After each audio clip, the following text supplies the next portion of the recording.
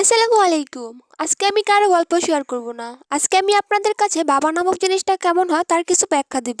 আসলে বাবা নামটা যতটা সহজ, বাবা নামের গুরুত্বটা তার থেকেও হাজার গুণ বেশি কঠিন।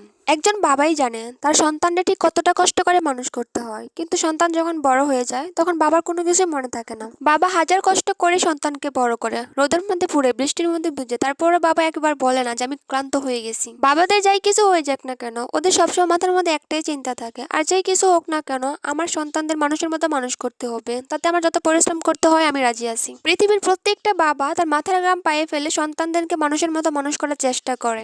একজন বাবাই জানে একটা ফ্যামিলির দায়িত্ব মাথায় নেওয়া কতটা কঠিন। এই পৃথিবীর প্রত্যেকটা বাবা সারাদিন কাজ করার পরেও প্রত্যেকটা ফ্যামিলির মানুষের মুখে হাসি ফোটানোর চেষ্টা করে এবং নিজে সবসময় হাসি খুশি থাকে, যাতে অন্য কেউ কষ্ট না পায়। একজন বাবা হওয়া খুব সহজ, কিন্তু একজন বাবা হওয়ার দায়িত্ব পালন করা অনেক কঠিন, যেটা সবাই করতে পারে না। আমি আমার বাবাকে দেখেছি মাথার ঘাম পায়ে ফেলে সারাদিন পরিশ্রম করে সেই পরিশ্রমের উপার্জনের টাকা দিয়ে আমাদের খরচ বহন করেছে।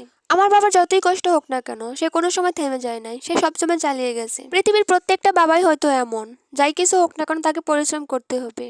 আমি যখন আমার বাবাকে দেখি সারাদিন কাজ করার পর ক্লান্ত শরীর নিয়ে সন্ধ্যার সময় বাসায় আসছে, তখন আমার নিজের চোখের পানি ধরে রাখতে পারি না, নিজের অজান্তে চোখ দিয়ে পানি চলে আসে। বাবার প্রতি এত ভালোবাসার পরেও বাবাকে কোনো সময় জড়িয়ে ধরে বলতে পারি নাই যে বাবা আমি তোমাকে অনেক ভালোবাসি। আমার মনে হয় পৃথিবীর মধ্যে বেশিরভাগ মানুষই এরকম, যে বাবাকে ভালোবাসি কথাটা বলতে পারে না। আমার বাবা যখন ক্লান্ত শরীর নিয়ে বাসায় আসে তখন বাবার মুখের দিকে তাকালে আমি নিজেকে কন্ট্রোল করতে পারি না। আমার ইচ্ছে করে আমি নিজে কাজ করে আমার বাবাকে বসায় বসে আমি খাওয়াই, কিন্তু আমরা তো মেয়ে মানুষ, আমরা কি কাজ করব? আর কাজ করতে চাইলে আব্বু কোনো সময় কাজ করতে দেয় না। আব্বু বলে যতদিন আমি আছি তোমাদের কোনো কাজ করতে হইব না। বাবা কিসের জন্য? বাবা থাকতে সন্তানদের কেন কাজ করতে হইব? কিন্তু যখন বাবার সন্তানগুলা বড় হয় তখন মেয়েদেরকে বিয়ে দিয়ে দেওয়া হয় আর ছেলেদেরকে বাসায় বিয়ে করে বউ আনা হয়।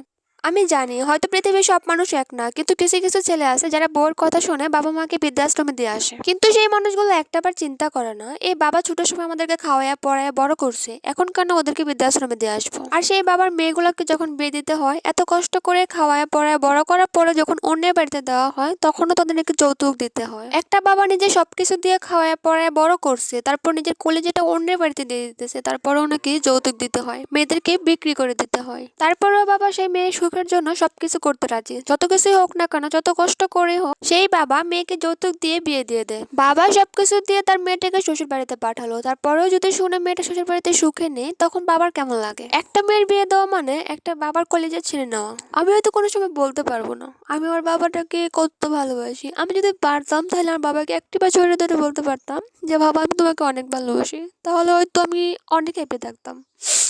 আল্লাহ তোমার বাবাটাকে সবসময় সুস্থ রাখো, ভালো রাখো এবং শান্তিতে রাখো। আমি জানি পৃথিবীর সকল মেয়ে যায় তার বাবাকে সুখে রাখার জন্য, কিন্তু আল্লাহ তেমন করে দেয় নাই। আল্লাহ তো দিয়েছে ছেলেদের হাতে বাবাদের দায়িত্ব, মেয়েরা চাইলেও তা পারে না। আমি চাই আমার বাবাকে সবসময় সুখে রাখতে।